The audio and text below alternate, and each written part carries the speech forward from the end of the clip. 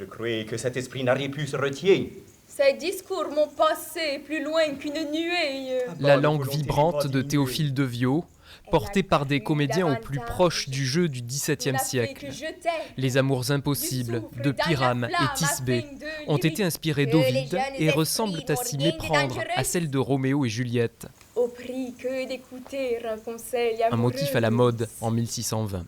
Théophile a rajouté en plus la figure d'un roi sanguinaire qui est aussi amoureux de Thisbé et qui cherche à se marier avec elle aussi. Le sentiment semblable au vulgaire des hommes. Ça permet aussi de livrer des réflexions sur le pouvoir, sur la place que peut avoir un roi ou ne peut pas. Comment est-ce que le pouvoir pouvait s'immiscer aussi dans nos vies privées jusqu'à mettre en péril ce qui est le plus intime chez tous, les histoires d'amour notamment. Combien n'envoyons-nous à qui l'avouait des songes, a dit des vérités, comme aussi des mensonges.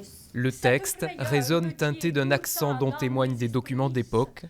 L'éclairage, quant à lui, se fait à la bougie. Trop dans ses yeux. De quoi m'entretenir.